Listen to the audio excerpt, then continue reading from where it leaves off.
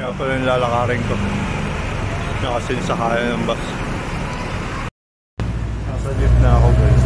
Tinulungan ako ni ate para makasakay ako agad. Grabe, ang babait nila.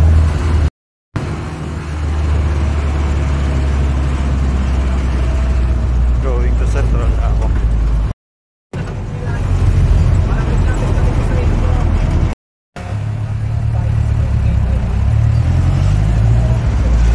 Kita natin Central.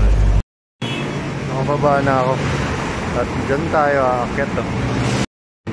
Ayan yung aakyatin natin. Papunta dun. Ganda. Dyan tayo dadaan. Lalakarin natin yan hanggang dun sa New Era Hospital. Mamaya makikita ko na. Ayun yung tabernakulo.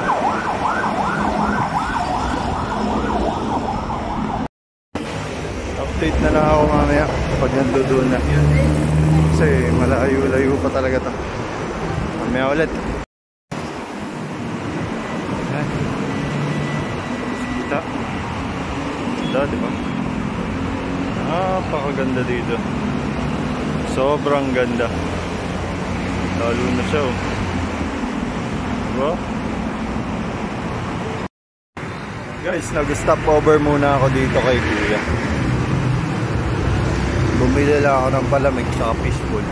Yun lang muna. Para todo kargado na rin yung gagawin. Yung ano ko ngayon, yung katawan ko. Para kahit hindi na ako kumain mamaya, at least may laman na rin tiyak ko.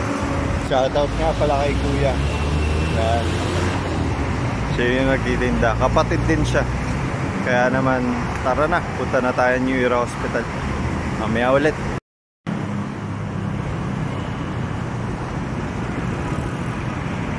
Doon tayo dadaan. Kaya tara na. Kasi alas 12 na. Hi guys. Nandito na ako sa tapat ng Central. Hindi makita eh.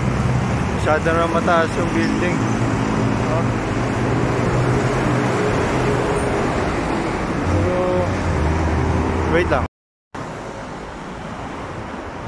Makita talaga taas eh. So nasa harap na ako ng Central.